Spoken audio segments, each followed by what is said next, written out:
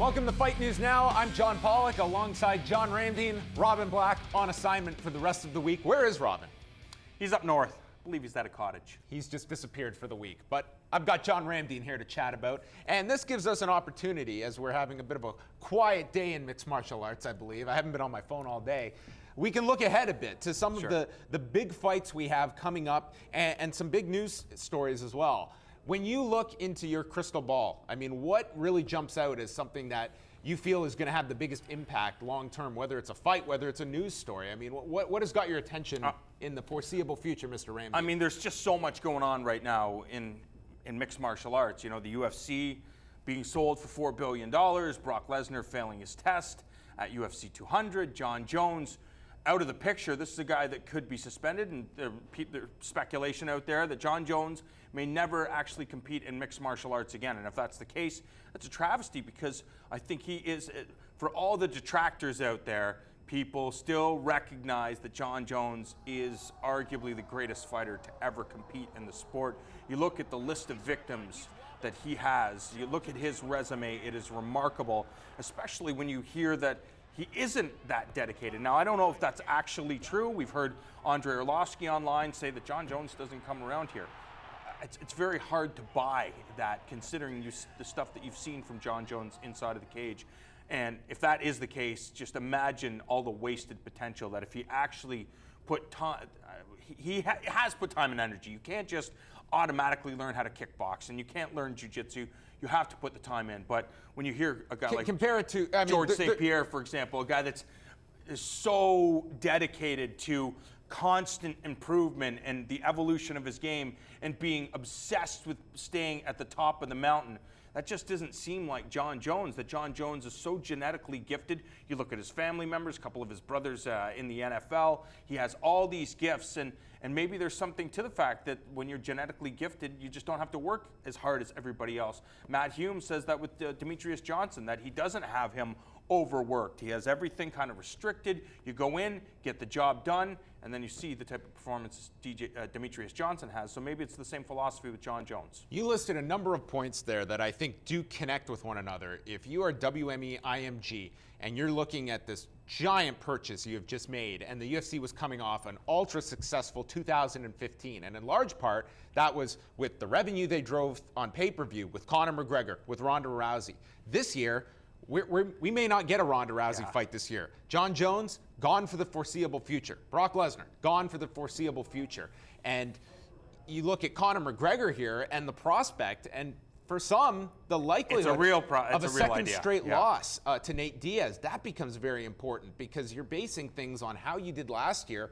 That is contingent on your stars that you can draw in giant numbers. And those superstars like a Rousey and McGregor rarely come along, especially twice at the same time as they've had. How important is this Nate Diaz-Conor McGregor fight? And let's jump through, and a Conor McGregor loss, does he lose any of that drawing ability? I mean, I would imagine you have to think about it objectively. And, you know, this is a guy, you know, when he was at his biggest, and maybe he still is at his biggest when it comes to popularity.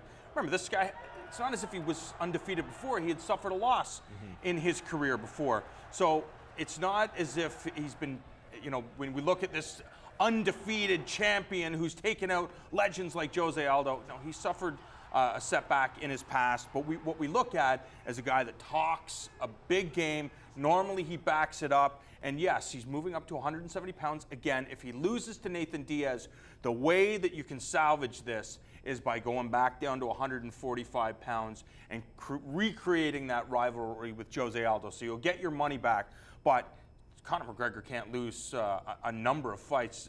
I think he can afford to lose this fight, but he can't afford to lose this fight and another fight to Jose Aldo if they want to keep making some serious dollars from Conor McGregor. Yeah, I mean, history has dictated that it takes a long time. Once you're established as a draw, it takes a lot, whether it's Chuck Liddell or it's Kimbo Slice or it's Brock Lesnar. If you are a star and the public wants to see you, wins and losses are, that's right. It's always better that you've got those wins, but in some cases, like in this loss Conor McGregor suffered, I do believe the rematch is going to outdraw the first one. I agree. And, you know, in a perfect world, I know the UFC doesn't look at things this way, but you're praying for a Conor McGregor win, because what happens if Conor wins? You have a third fight between Nathan Diaz and Conor McGregor, and that will probably do even bigger numbers than the second fight and the first fight. But you talk about stars, we're forgetting one. You don't have Ronda Rousey right now, and if Conor loses, it may hurt the business. But in August, Nick Diaz is available to come back. And if there's one athlete on the UFC's roster that can be as big as Ronda and Conor, it might be Nick Diaz. And you could be looking at a landscape where Nate Diaz gets this victory. You can plug him right into the championship picture at 155. You have Nick Diaz at 170 and endless or 80, amounts 85. of fights. Possible he could fight at 185 again as well. That's an intriguing option. There's the George St-Pierre option out there as well. Maybe not a long-term strategy, but for a number of fights, it's possible this guy could be back. There's a number of different cards that could get played over these next number of months that could compensate if a Ronda Rousey is not available to come back. And I think one of the reasons why, it's like, okay, what are we doing in the interim? What happens if Ronda's not coming back, if Conor doesn't win? I think right now the goal is you want to maintain what's going on in North America.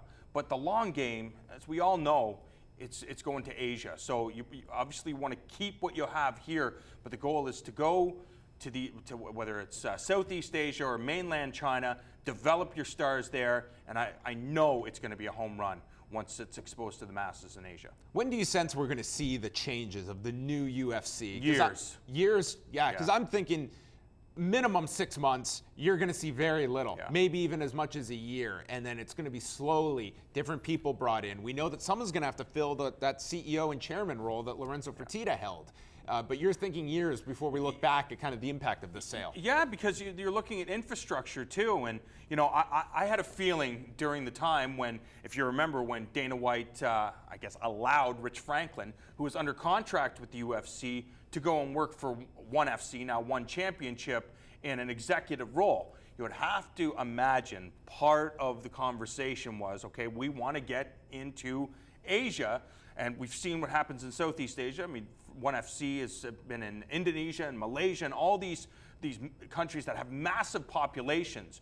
For Rich Franklin to go get the lay of the land, to come back to the UFC to say, okay, these are the challenges, these are the hurdles, these are the things that we need to do so that when we come and we infiltrate, that we'll be ready instead of trying to build infrastructure for half a decade.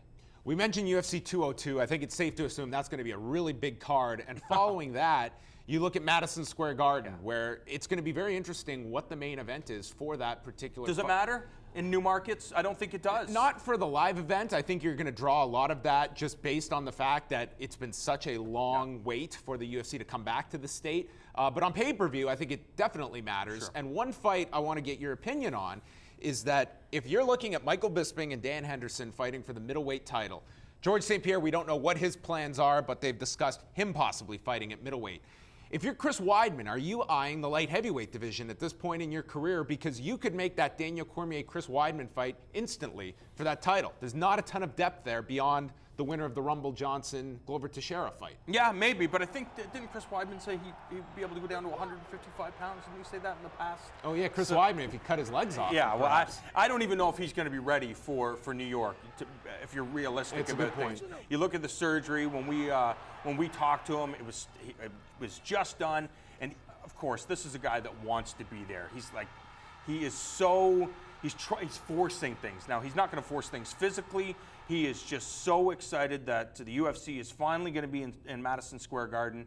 And if you were a former champion, it's coming to your hometown in a venue like Madison Square Gardens that has such a rich combat sports history. You want to be a part of that show. You don't want to be a part of the second show. We probably want to be a part of the second show, but you certainly want to be a part of that first show. But if Chris Weidman can't, there's a slew of fighters from New York. I wouldn't be surprised to see Frankie Edgar. I know he's from New Jersey.